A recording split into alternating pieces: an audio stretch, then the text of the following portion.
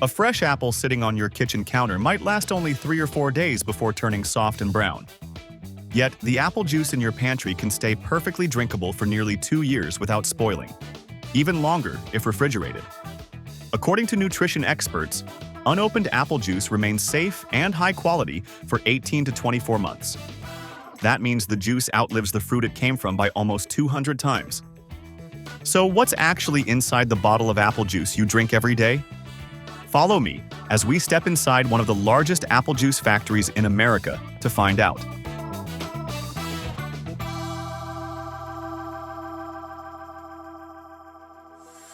Apple juice began gaining popularity in the United States during the late 19th and early 20th centuries, when advances in pasteurization made large-scale production possible.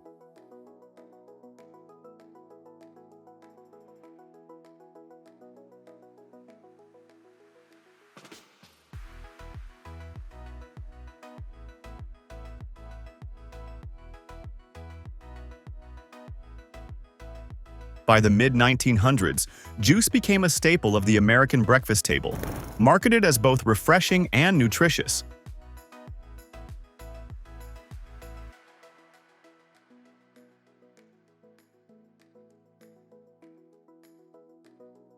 But it was in the 1980s that apple juice truly became a childhood icon.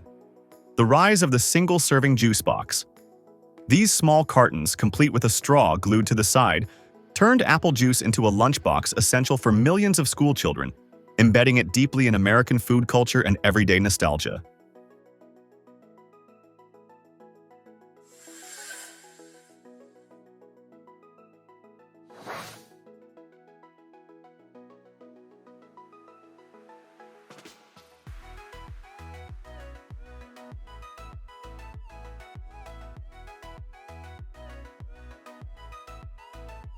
Once the harvest trucks arrive, tons of apples are unloaded into massive steel silos that can each hold several 100,000 pounds of fruit.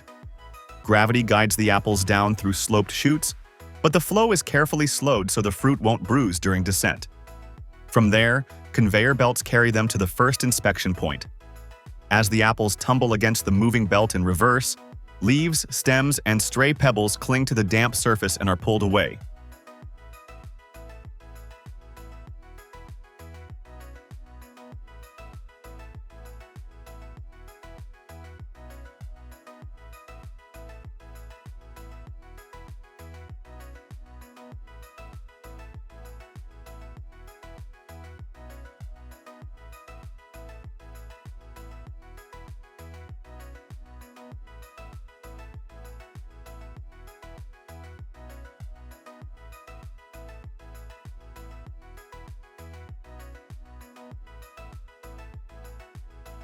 The cleaning stage is a two-part process. First, the apples are plunged into a cold water bath where heavy debris sinks immediately. This initial wash removes soil and grit from the orchard. Next, the fruit passes beneath a shower of cool, pressurized water jets that strip away any remaining dust and bacteria.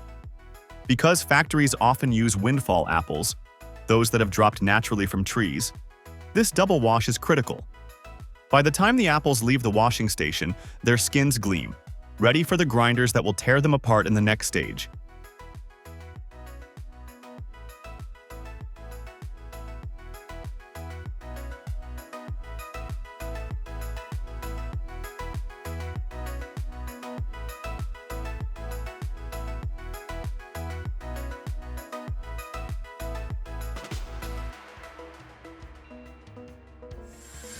Clean apples move directly to an industrial grinder. Inside, spinning steel blades shred each piece of fruit into a wet pulp called pomace. The texture is coarse, almost like applesauce, and the aroma of crushed fruit fills the room. At this stage, the pulp contains everything: skins, seeds, and flesh. The softened apple mash is pumped into a massive hydraulic press. Inside the machine, filter sleeves line tall vertical chambers designed to separate solids from liquid. When the pistons descend, they apply several tons of pressure to the pulp. The skins, seeds, and stems collapse into dense cakes, while pale golden juice streams through the filters into collection vats below. The pressure is so strong that one chamber can yield hundreds of liters in a single cycle.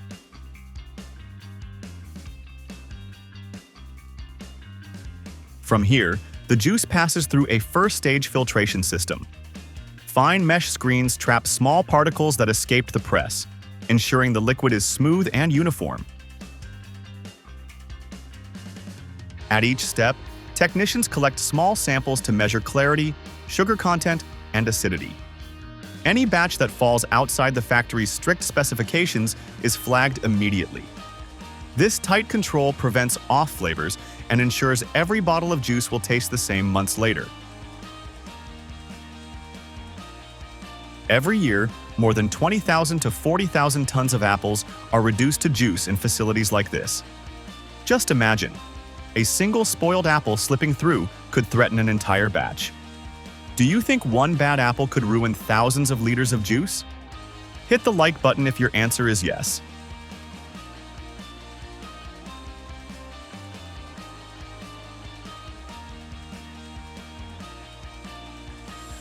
The freshly pressed juice enters a heat exchanger at about 22 degrees Celsius and is rapidly raised to 88 degrees Celsius. This brief pasteurization phase destroys harmful bacteria and deactivates enzymes that could cause spoilage.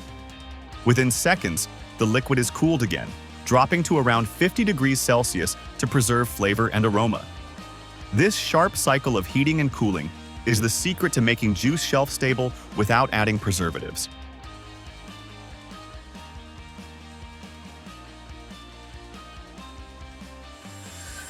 Once the juice has passed all quality checks, it flows into enormous sterile reservoirs. Each tank can hold up to 110,000 liters, enough to fill tens of thousands of bottles. Because most production happens in October during the apple harvest, these tanks allow factories to store juice year-round without losing freshness. No preservatives are added. Only careful sealing and controlled conditions keep the juice stable.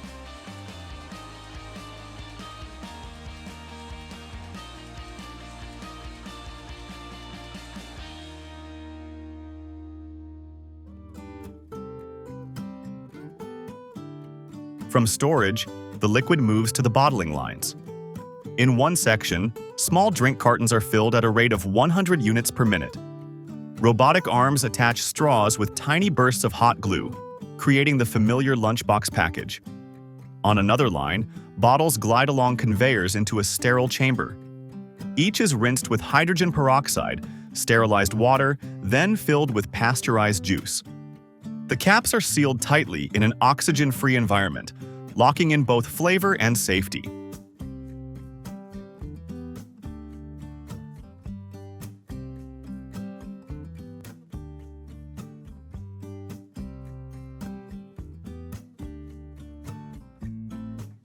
Finally, bottles are labeled and packed for shipping. With production speeds reaching 120 bottles per minute, an entire pallet can be completed in less than 5 minutes. By the time consumers pick one off a store shelf, the juice may already have been waiting quietly in storage for months, perfectly preserved.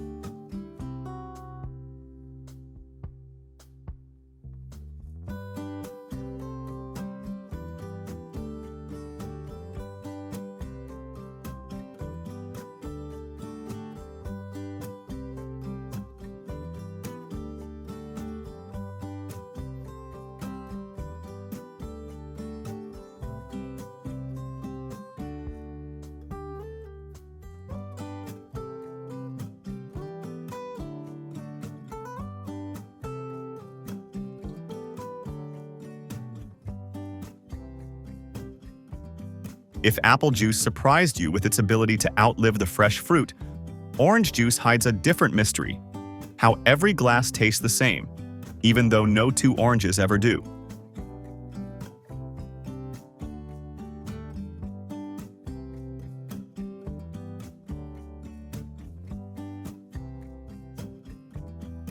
A glass of orange juice on the breakfast table always tastes the same: bright, sweet, and refreshing. Yet anyone who has ever peeled a fresh orange knows how unpredictable the fruit can be. One is sour, another bland, and only a few are perfectly sweet. So how is it that the juice in every carton is so consistently balanced, no matter the season or the orchard?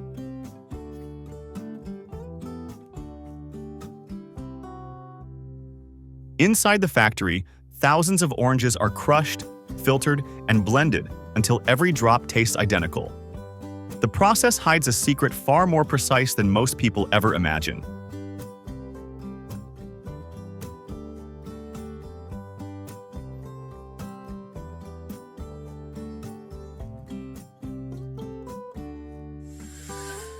Orange juice first gained widespread popularity in the United States during the mid-20th century, when new freezing and pasteurization technologies made large-scale production possible.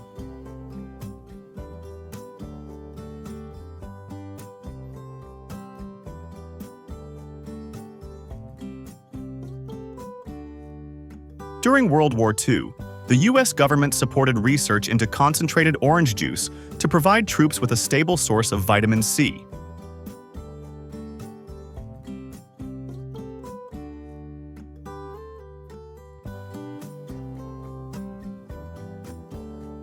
After the war, this innovation spilled over into the civilian market, transforming orange juice into a morning ritual for millions of families.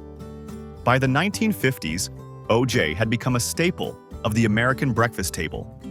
Decades later, cartons and chilled jugs cemented its image as the nation's most iconic breakfast drink.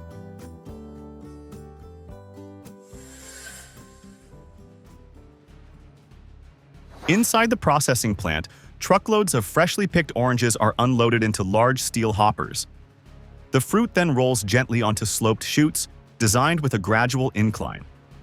This slope reduces the impact as the oranges tumble downward, minimizing bruising before cleaning begins.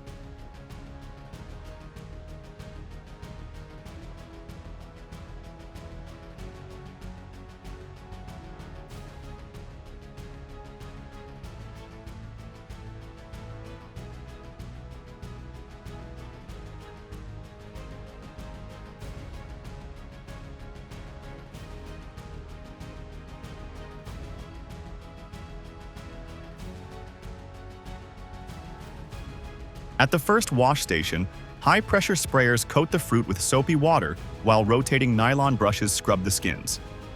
The brushes not only remove field dirt and dust, but also push the oranges forward along the conveyor. Immediately after, a second rinse with clean water strips away all traces of soap. Next, the fruit travels under large fans that blow warm air to dry the surface. Inspectors positioned along the conveyor check for damage, pulling out any fruit with deep cuts or punctures that could spoil a batch. Before moving on, the oranges pass across another set of softer brushes. These gently buff the skin, polishing it to a uniform shine and removing residual dirt. By the end of this stage, the oranges are clean, dry, and safe to move into the extraction area, where the real transformation into juice will begin.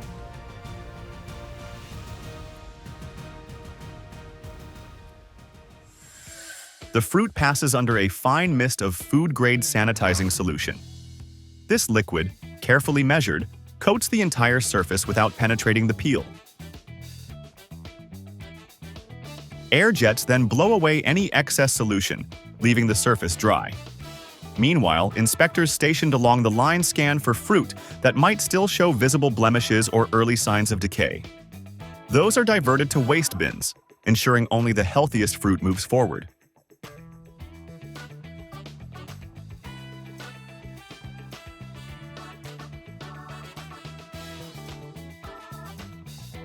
By the end of this stage, the oranges are not just visually clean but biologically safe. With their outer skin sanitized, they are ready to be fed whole into industrial extractors that will pierce, squeeze, and strip every drop of juice.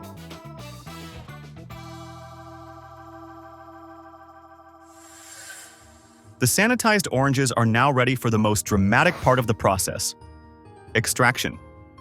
Unlike at home, where you slice and squeeze by hand, factories feed the entire fruit directly into massive extractors.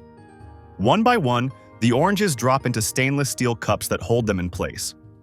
A sharp metal tube punctures the peel from above, while a matching piece rises from below. Together, they squeeze the flesh under enormous pressure, forcing the juice through fine screens.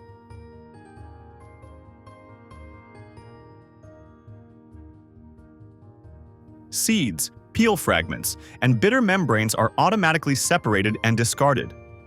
The bright liquid flows down into collection vats, where operators monitor consistency and yield. Each extractor can process thousands of oranges per hour, producing streams of golden juice that never touch the outside air. Before moving to filtration, workers may adjust for pulp levels. Some batches are destined to be no pulp, while others retain bits of fruit for a more natural texture. This flexibility lets the same line satisfy very different consumer preferences. Every minute, thousands of oranges vanish into these machines. Do you prefer your orange juice with pulp or without? Share your answer in the comments below.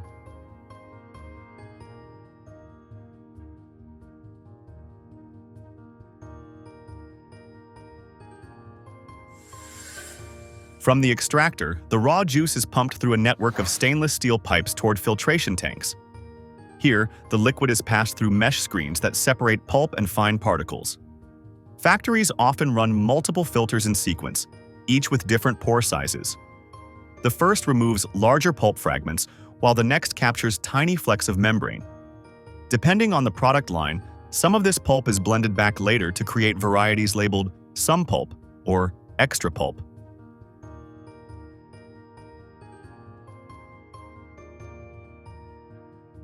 Unlike apple juice, which is always pasteurized, certain batches of orange juice are left unpasteurized to preserve their fresh flavor. For these, time becomes the critical factor. Immediately after filtration, the juice is chilled to just above freezing, usually around 0 to 2 degrees Celsius or 32 to 36 degrees Fahrenheit. At this temperature, yeast and bacteria growth slows dramatically, giving the product a short but safe shelf life.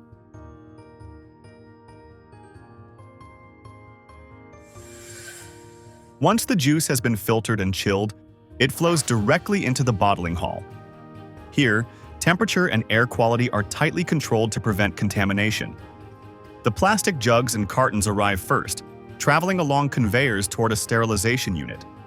Each container is rinsed with a fine mist of food-grade sanitizer, then flushed with sterile air to dry completely before filling.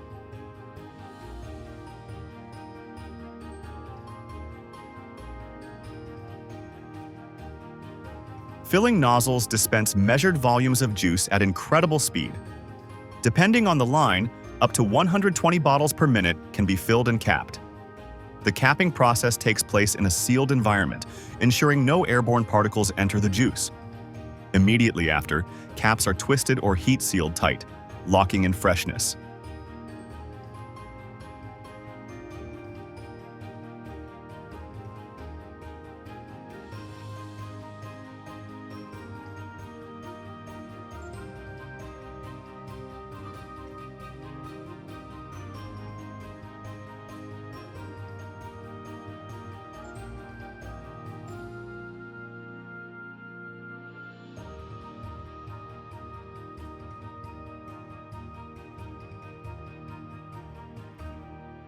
Labels are applied automatically, displaying product details, nutrition facts, and expiration dates.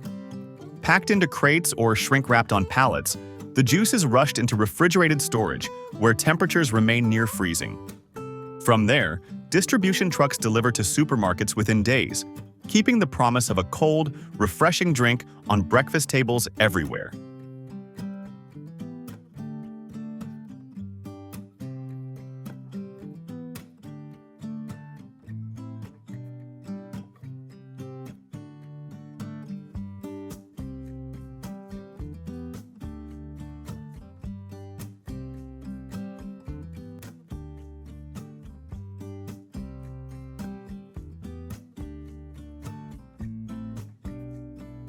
By the time a consumer lifts a jug at the grocery store, the juice has traveled from orchard to glass in just a matter of days, perfectly preserved.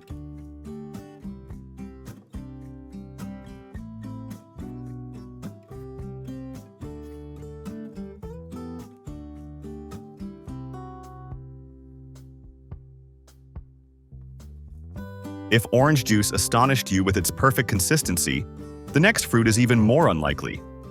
Covered in sharp spines and growing in the desert, it hardly looks edible. Yet inside factories, it transforms into a brilliant magenta puree.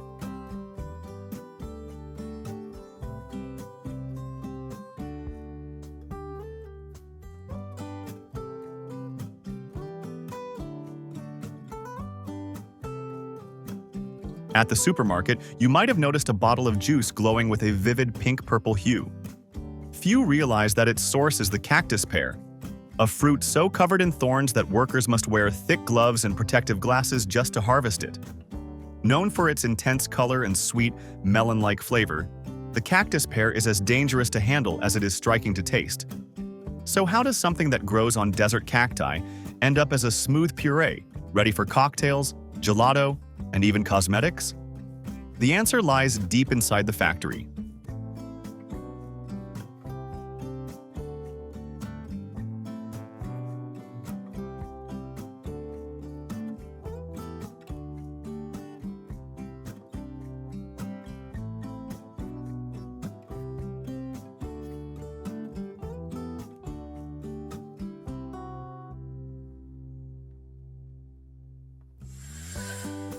The cactus pear, also called prickly pear, has been cultivated for centuries across the Americas. Indigenous communities in Mexico and the Southwest United States valued the fruit not only as food, but also for its medicinal and cultural uses.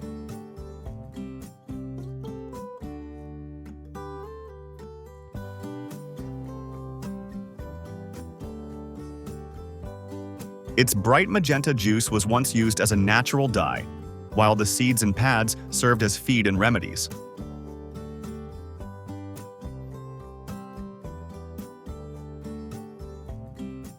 In the late 20th century, commercial growers in California began scaling production, recognizing the fruit's potential for both culinary and industrial markets.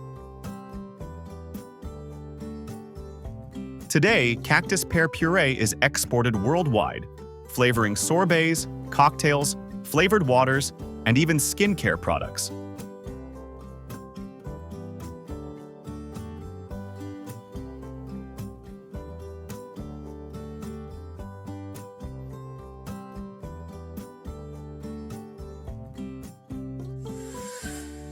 Once harvested, the thorn-covered cactus pears arrive at the processing plant in large bins.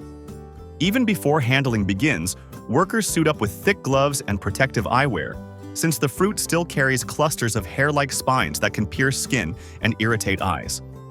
The first machine the fruit meets is a set of heavy-duty rotating brushes. These bristles sweep away loose thorns and dust, knocking off the desert debris clinging to the skins.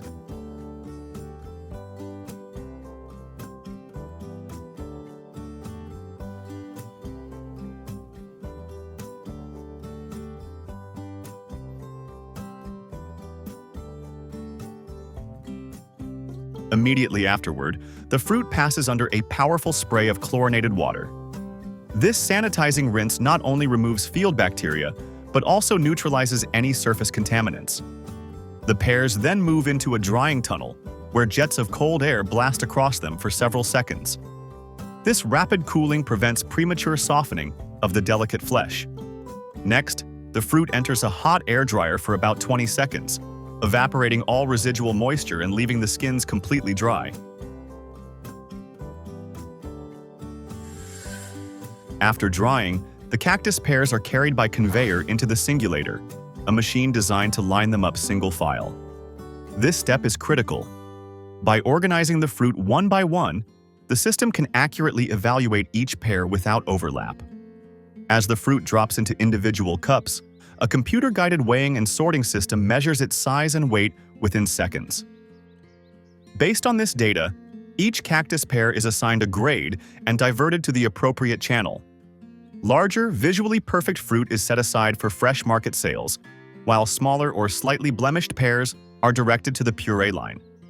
A tiny sticker with a price code may be applied to those destined for produce aisles.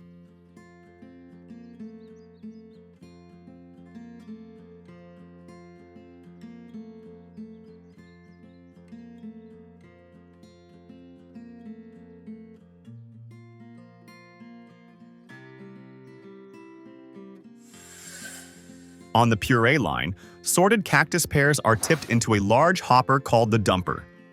From here, conveyors carry them straight into the crusher, a powerful machine fitted with steel rollers and blades. As the fruit is crushed, the skins split open and the magenta-colored flesh releases its vivid juice. The mixture of pulp and liquid flows downward, while the tough outer skins are pushed aside. A vibrating shaker then separates any puree still clinging to the skins, ensuring maximum yield. The leftover peels, no longer waste, are collected into bins and sent off as animal feed or compost for nearby farms. Meanwhile, the rich pulp and juice are gathered into stainless steel tanks, ready for the next refining stage. The air in the facility at this point is filled with a sweet, melon-like aroma, while the tanks glow with a striking purple-red hue. Each cycle produces hundreds of pounds of puree in minutes, transforming spiny fruit into a flowing liquid base. Would you dare to taste this bright magenta juice straight from the crusher? Comment yes if you'd try it. The cactus pear mixture flows through a series of machines that separate seeds and purify the puree. The seeds are sold for cosmetic oil, while the filtered liquid, vivid magenta and velvety, is pasteurized with precision to ensure safety and flavor. Every step is tightly controlled to prevent waste and maintain quality. The result is a clean, stable ingredient ready for use in foods and drinks.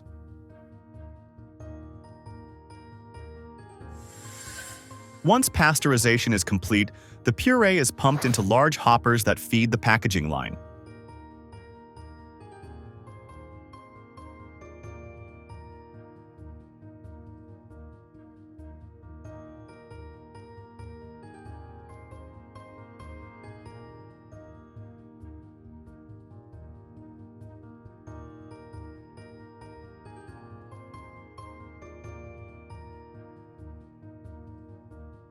Food and beverage companies thaw and use it in products ranging from ice cream, sorbet, and flavored water to tequila, wine, and specialty cocktails.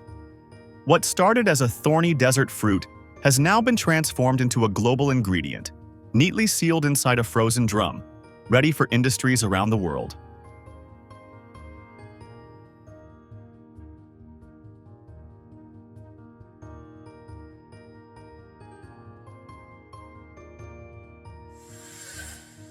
From apples that spoil in days but yield juice lasting nearly 2 years, to oranges that taste wildly different yet produce a drink of perfect consistency, and finally to cactus pears, dangerous to touch but reborn as a vivid magenta puree, each story reveals the hidden science behind everyday foods.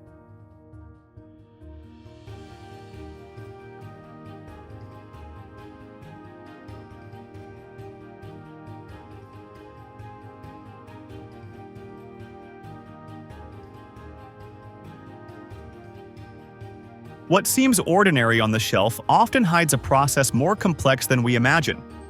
Every sip carries the legacy of machines, precision, and ingenuity working behind factory walls.